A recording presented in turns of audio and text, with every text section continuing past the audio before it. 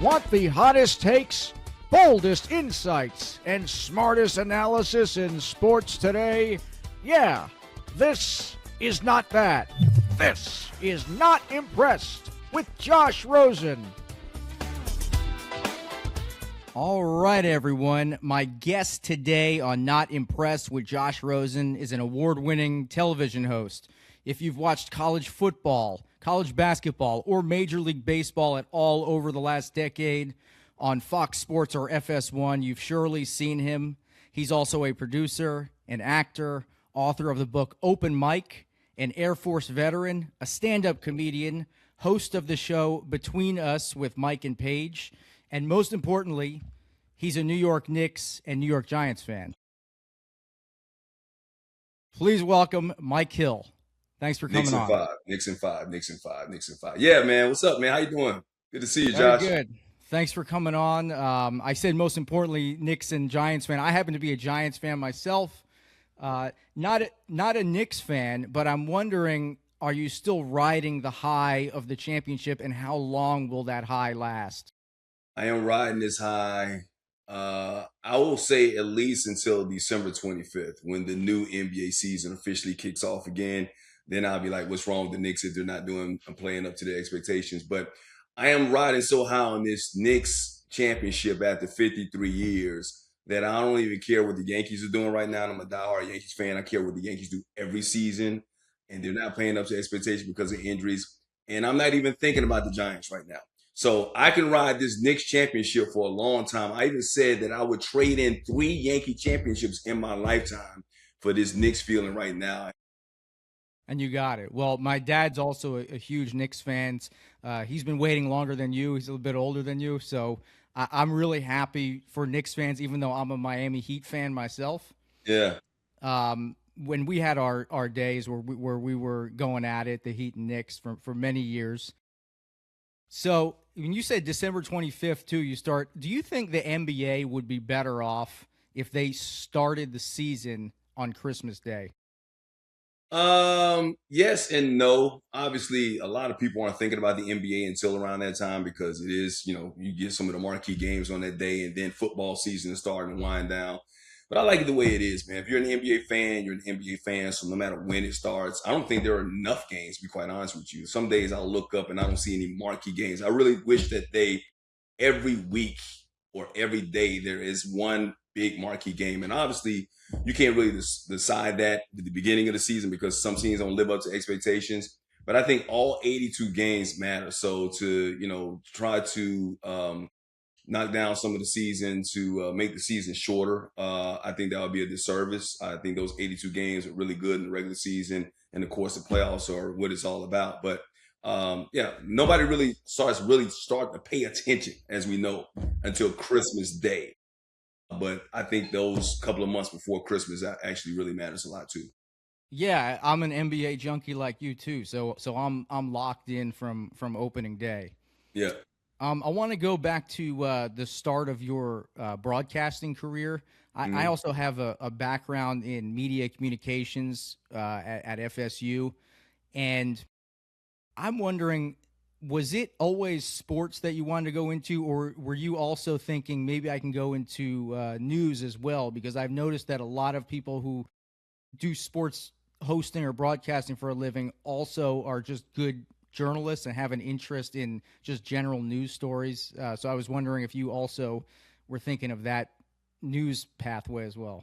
What's funny is when I was in the military and I was in the Air Force, I actually did news for NSA. So I had a lot of top secret news I was doing. I consider myself the Tom Brokaw and the Peter Jennings of the world before Tom Brokaw and Peter Jennings would break the news, because at NSA we had all this classified stuff, and we was giving briefings to the Joint Chiefs of Staff, CIA, the President, FBI, NSA, giving all those briefings, but doing it in news form. And I was talking about things that you would see later on ABC News and NBC News like 2 weeks later or whatever. So I've actually had that news background. However, I've always just had a passion for sports. And I knew once I got into this journalism world that I really didn't want to do news, even though I knew I could do it, because I just don't have the heart for it. I actually went back and did news a couple of years ago when I was working for this channel called the Black News Channel. And every morning I woke up and it was just bad news after bad news. We're still in the midst of the pandemic. A lot of things was happening around our country from a social standpoint, and it was just depressing, man. And it just reminded me of the reasons why I didn't want to do news. Obviously, if I could, if I wanted to, if I had to, I'd do it. But my passion is sports, man, because at the end of the day, nobody dies most of the time, right? You don't have that many bad stories. Somebody wins, which is going to make somebody happy, and somebody loses, which is going to make somebody sad and miserable for a couple of days. But nobody is not to a point where it's a life or death situation. And there's always next year. And that's the wonderful thing about sports, is that even though you're down today, you can always get back up next season and try it again. So that's what I love about doing sports. Yeah, I'm with you. I think even as a comedian, I used to imitate and parody a lot of the political figures. Like I imitate the last 5 presidents, but I've found that doing sports, mixing the sports and comedy is so much more fun, and it's easier and it's lighter, and people, don't get as offended because at the end of the day, like you said, it's sports. We're not Yeah. talking about like heavy topics here. Yeah, we ain't talking about somebody dying. We're not talking about somebody being assassinated. We're not talking about the economy. We're this sports is a great getaway, man. And sports is a great uniter. That's one thing I love about it, man. It's like no matter what you are, Democrat, Republican, black, white, male, female, trans, whatever, what brings you together sometimes is like that love for a team. All Mhm. Knicks fans got together. I mean, I don't care if you were in the Garden at night in Game 4 when they came back from 29 points down. Republicans and Democrats put aside all of their issues and their dislikes for one another or their political differences for that 2.5, 3 hours for that game to unite for that one specific team and that one specific notion, man. So that's what I loved about it. That's what I loved about sports. That's what I loved about the country right after 9/11 is that's the first time I actually saw that this country was actually united because we had something that we can build together as a team, man. So at the end of the day, man, I no matter what I do, and I'm, like you mentioned, like I got a lot of the stuff that's going on. I will always have one toe in the water when it comes to sports, man, because it's just a passion that you can't get anywhere else. Absolutely. When you were starting out on television in the sports media, who was the person that you kind of looked up to or that you tried to model yourself after? In the sports, obviously the Dan Patrick was one of those guys, early on. I saw him on Sports Center. I just loved how smooth he was. I loved how comfortable he was in his skin. I love that he was funny. I love that he kept sports relevant, but he was also very crisp. Fred Hickman, I don't know if you remember Fred Hickman back in the day when he was on CNN. He was also one of those guys because he looked like me. He was a black guy that was on television or whatever. And he gave me an opportunity to say, if he could do it, I could do it as well. So when you see those guys, and I got an opportunity to actually be their colleagues when I got the ESPN, man, that was just a dream come true. So, and I also gave them the flowers when I was there. And Dan still doing this thing, and Fred rest in peace. But those were some of the guys I looked up to. It wasn't, regardless of what people say, I actually came up in the local markets a long time before we saw Stuart Scott on television. And a lot of people thought I reminded them of him, Stuart Scott. So even though I respect what Stuart did and love what he does and what he still does, even in his death, and his legacy continues to live on. I never wanted to be like him because I was just me, myself. But somebody that, obviously did a lot for a lot of people of not just my color, but a lot of people who wanted to just be themselves and do something completely out of the box. And it allowed those personalities to come through. Yeah, I was going to ask you about just finding your own voice in the industry because I think a lot of people like they try to mimic other people that they see, and you can tell like it comes off as not authentic. Even I'm looking back like when I first started doing comedy as a guy who does impressions, I was trying to be like Frank Caliendo. Mm. And I Mhm. love Caliendo, and he does great impressions, but I'm not Caliendo, and it took me like after a few years, I was like, no, this is like I'm my own person. I'm Josh Rosen. I'm not Frank Caliendo, and I've found my own voice now. But can you talk a little bit about that? Like, do you think it takes time to find your own voice? It does, like you said, in comedy, and now since I'm new at comedy, I'm trying to find my voice in comedy because I vacillate between being professional Mike and just that street dude that Right, grew up right. crazy Mike. So I'm still trying to figure that out. But in sports, absolutely. And I tell broadcasters all the time, like, don't try to be anybody else. There's one thing that's unique about you is that nobody is like you. There is no one on the face of the earth that has your DNA. So there's something about you that is different, regardless if you sound like somebody else, if your cadence is somebody like somebody else. There's something about you that's different. Find that difference and find your voice and find what's true to you, where you can wake up in the morning, like, regardless of anybody loves it or hates it, you can wake and look in the morning and say, it's just me. So, you're not going to be everybody's cup of tea. Some people don't like tea. You got to understand that. I'm not a tea And drinker. you got all these different cups of tea. You can have some people like chamomile, but you might be black tea. So it's still tea, but you might not be their cup of tea. But you got to understand, man, you can't change your flavor because somebody else doesn't like it or whatever. There's going to be a community that's going to find you, man. So I commend you for understanding that, acknowledging that, and realizing that. And I actually, when I was at ESPN, I lost my voice for a second because I was listening to too many people in management who were trying to tell me that I was trying to be like somebody else. I bring up Stewart again, whatever, but and it concerned me because I didn't want to, I didn't want to lose your job or anything like that. But I lost my voice, and I think that was one of the most dark periods of my career because I should be at the height where I was doing something at a network that was phenomenal, but I was miserable because I woke up every morning. I knew I wasn't being myself, my true authentic self, because somebody else wanted me to be something I wasn't. So yeah. Right. Absolutely. You were at ESPN News, am I right? Or did you Yep, I start? did ESPN News and ESPN. So I did sports. I did every show in the building when I was there. So when I first got there, obviously when you first get there, you're at ESPN News, and I spent 2 years at ESPN News, and then I started doing And then, everything else. Yep. yeah, I remember you on ESPN News when I was like a kid watching that. That was, I think I used to watch ESPN News more than regular ESPN because it was like just 24/7 breaking news. Yep, So yep. when You there was got like, your highlights. You got that. You got it on loop, whatever. You get all the other fluff stuff, all the other segments or whatever. So it's just like highlights and news, whatever was going on. We were your updates. is there? I think a lot of people too that watch you and others on TV that are trying to get into the industry don't understand the amount of prep work that goes into doing a show. Can you talk a little bit about that? Like, you don't just show up on air and it's lights on, let's go. There's a lot of research and prep that goes in. Am I right? Yeah, I mean that's the meat of what we do, man. Without the prep work, without the research, without all that type of stuff like that, we'd just be a shell. We look stupid. I mean, we're just like a sports team. We got to practice. We got to prepare for whatever's coming at night. And we got to prepare for a specific team. We got to prepare for specific stories or whatever. So the majority of the work that I do happens long before I actually get on the air, and you don't see the work that I'm doing, the research that I go through. I mean, this is a binder right here. All this information right here, getting ready for the college football season, is like my Bible right here.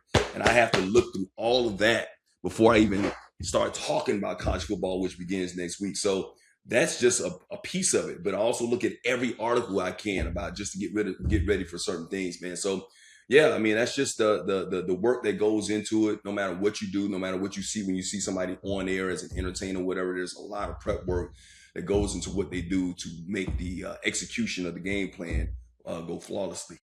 Absolutely. And you have good chemistry, I believe, on air with Thank the you. guys you work with. Like when I watch the college football, it seems like you and Coach Peterson, have good chemistry, and Bruce Feldman Yeah. comes on the show. Who else is on there? It's the three of us now. It used to be Emmanuel Acho used to be on the show with us a Yep. couple of years ago before he left FS1 or Fox or whatever. But yeah, I mean, that's one of the things that I want to pat myself on the back for it, man. It's like when I'm on the set with somebody, I just want to have fun. I want to have good chemistry. And if you don't take yourself too seriously, I think I can have really good chemistry with anybody on there. When I do baseball, like Dontrell Willis is my guy. I love Dontrell. Sometimes when I'm doing baseball games or post and pregame shows with Dontrell, I don't even feel like I'm on television. I feel like we're just two buds just talking about baseball, drinking a beer. And that's what you want to have, man. So chemistry is always key in anything that you do, man. So and you're the kind of guy that, like, because if you were to do a show with somebody, I feel like you would have good chemistry with somebody because you're just a likable guy. You know what I mean? When you do your Appreciate Skip it. Bayless impressions and things like that or whatever, you just seem like you're a really fun, likable guy who won't take himself too seriously, but you're also prepared in everything that you do. Absolutely, I appreciate that. And Dontrell Willis I grew up a big Marlins fan, Yeah, uh, from South Florida, so he was my favorite pitcher growing up by far. yeah, The yeah, style, everything. yeah. Um, so the current state of sports media, I saw you had a viral tweet recently. You were talking about I see a lot of people longing for the glory days of ESPN. I agree, but stop blaming the network. You said many of you bought into exactly what it is today. Um, what are your thoughts on the overall state of sports media? Do you think it's become too hot take based, and is that the audience's fault? Yeah, I definitely think it's the audience's fault because, obviously, I don't think executives throw out things there to try to dictate what people watch, even though there are some executives out there who feel like they do. I work with some of those guys, but I also know that at the end of the day, that the networks won't continue to put something out there that does not rate, right? And if they see a spike in something, that they try something, they see a spike in something, they're going to keep going with the hits. And what has happened is the hot takes have really taken over. But it's not just a sports thing. And I just stress this all the time. It's a TV thing. You see the reality world thing. I was on a reality show, and I saw the type of things that even on these reality shows get the attention and get the ratings and whatnot. I see in the political sphere right now when it comes to the type of news we watch. CNN and Fox and MSNBC, there's got to be a matter of opinion. There's got to be hot takes. There's got to be vitriol. There's got to be some kind of drama, or it's not going to rate. And who does that go back to? You always go back to, like, is it the fault of the people who are putting it out there? Yeah, they have some blame because they're giving them the platform, but at the same time, their platform is built to make money, and sports platforms are built to make money. And if they see that these hot takes and all these bombastic conversations are happening and all this debate is happening, whatever, and that's what people are flocking to, that's what they're going to continue to put out there. So when people complain about all that type of stuff like that, they really need to look themselves in the mirror and ask yourself, look, am I the one that's subscribing to this? And if I'm subscribing to this and I'm not subscribing to the other things that you say you long for, then you're the fault. You're at blame. Right. I was for years I was locked into Skip and Shannon on FS1. It was just like must see television for me. Mhm. Um, Now there's really I don't have that currently with any morning sports shows. Like I tune in, I do a Mad Dog impression too, so I tune into First Take to kind of see his takes on the Wednesdays. But is there any sports shows that are on that you kind of enjoy watching every day, whether it's on the network you work for or another network? See, and I'm glad you asked that question because I really feel like I wish FS1 and Fox, and then it's my boss now. I love Fox. I've been there for 13 years, about to sign another contract, so best job I've ever had. But I wish they would get into what you see on ESPN right now when it comes to Get Up. I love that show. Get Up is a great combination of personalities, a little bit of debate, but it's more of a discussion than a Right. debate, more of a round table, more so than a debate. News highlights, great segments, fun times early in the morning. I think that's a really so. Whenever I'm up early in the morning and I get a chance to watch that show, I'll watch that. I think that is what sports is all about because you get a mixture of everything. When you look at the First Takes of the world, even when you looked at the Skip and Shannon show and all that type of stuff like that, it was all debate and it was all these arguments and it was all recycled stuff. It was all people with an agenda. Even on certain shows, it's such a formulaic type of show where, oh, this is my team, this is my player. Let me jump on that bandwagon and let me talk crap about the other person over here. You know what I mean? You see that, and taking nothing away from what Nick Wright and those guys do because I love Nick and I love Brew and all the people over there, whatever. But you still see the same thing with him when it comes to the Kansas City Chiefs, Yeah. right? It's the same thing. You see the same thing with LeBron James. Let me jump on this bandwagon and let me dissect and tell you why all the other people out there suck besides these guys. Right. It's just the same kind of thing over and over again. Smart TV, don't get me wrong, but at the same time, we need a little bit of a mixture. I think we need a little bit of some choices out Yeah, I definitely agree, and I do watch First Things First a lot. I imitate the whole crew, by the way. there. Is that right? And they've seen it. They had me on set a year ago. I do Nick, Brew, and Wilds. Although Wilds is kind of hard to mimic. Yeah, yeah. So you're into you do stand-up comedy now as well? Yeah, man. Can you tell me a little bit about how you started doing when you started doing stand-up comedy and finding your voice in that industry?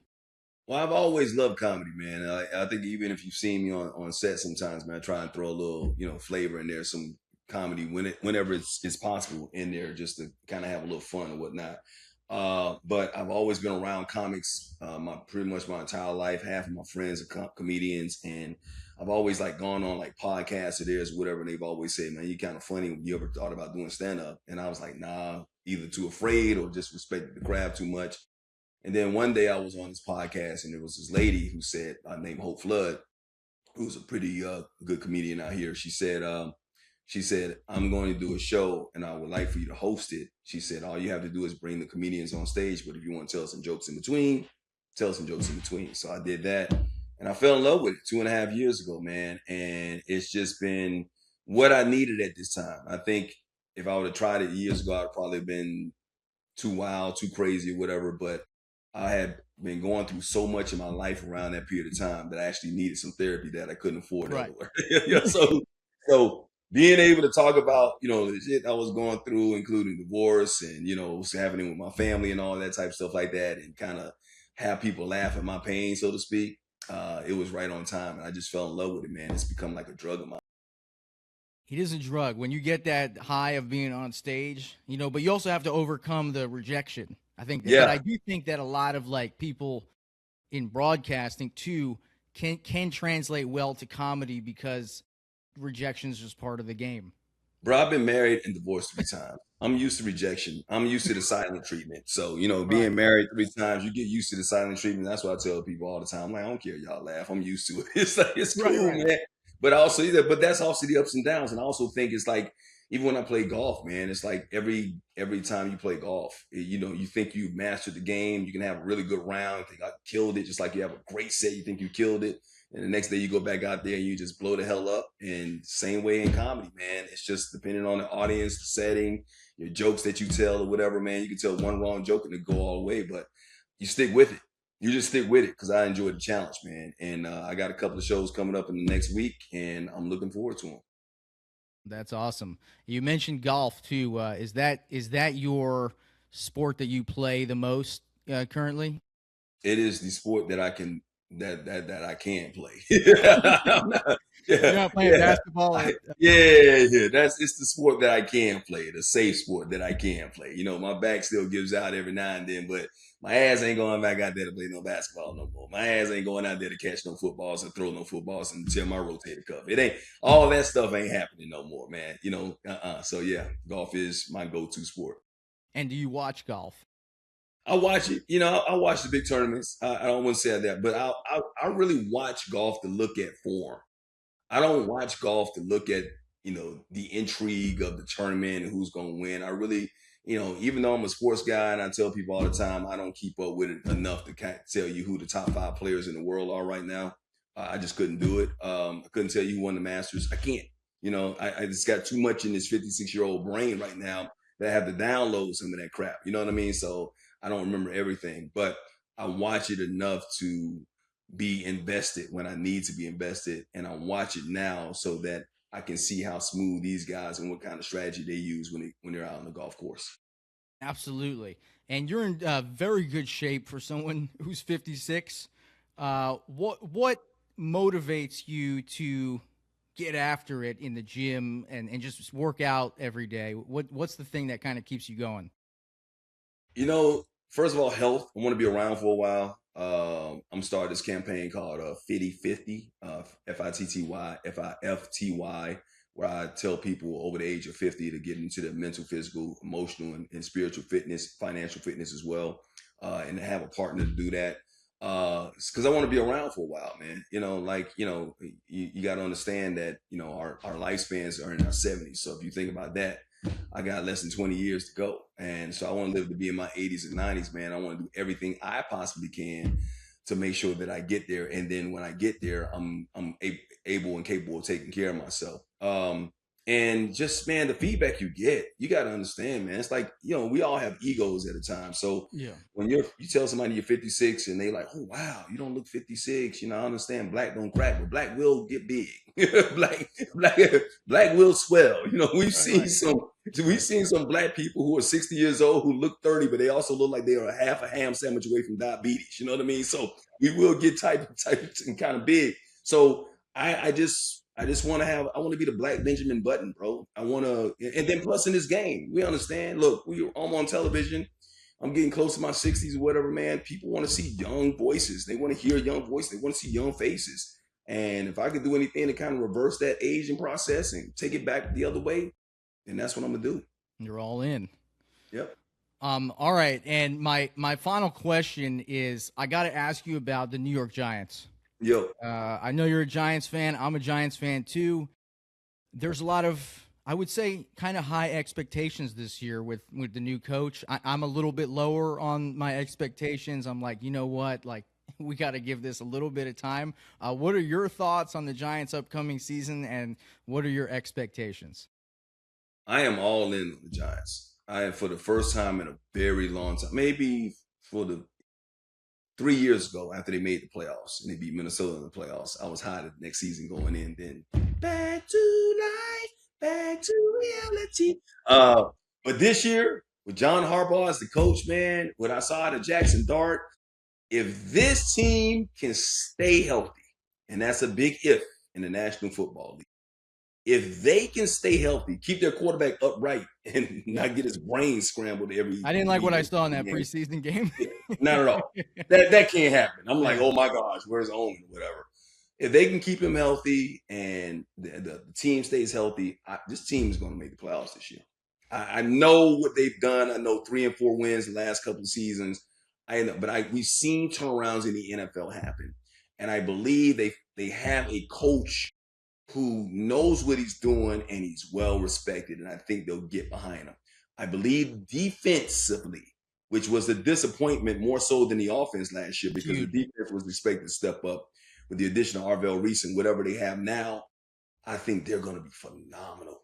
Staying healthy, stay healthy, because they just did not have it all together last year. But if they do it, this team's going to win 10, 11 games, make the playoffs this year. Wow. So you say playoff team. I say playoff team. Absolutely. I'm a bit more skeptical. I think 8 or 9 wins. Okay. But I think they're almost there. But I don't quite think they're a playoff team this year. What do you think is missing? That's my thing. I really would like Malik Neighbors coming back, seeing that. I want to see more on the outside when it comes to wide receivers getting open or whatever. And I want to see running lanes, which the offensive line didn't provide last year. But what do you think is missing? Well, I'm still worried about their defense, because on paper it should be better. The run defense was awful last year. Now they drafted Reese, and he's supposed to be a guy who can stop the run. He's a guy. And Abdul Carter. Yep. And we're expecting big things from Abdul Carter this year. But I'm just still a little bit worried about that. Okay. All right. See, I know they were disappointed last year. They pissed me off last year, because everybody's talking about the Giants defense being one of the top 5 and one of the best of all time or whatever, and they were a major disappointment. So I think with the right coaching staff in there now, that's going to get these guys and play up to the level of expectations that we all believe that they can play in. I think they'll carry the team, and then Jackson Dart and the rest of the boys, Scatterboo and all those guys, they'll do the rest. All right, you heard it here. Mike Hill predicting the Giants going to the playoffs. Let's go. All in, baby. We're all in.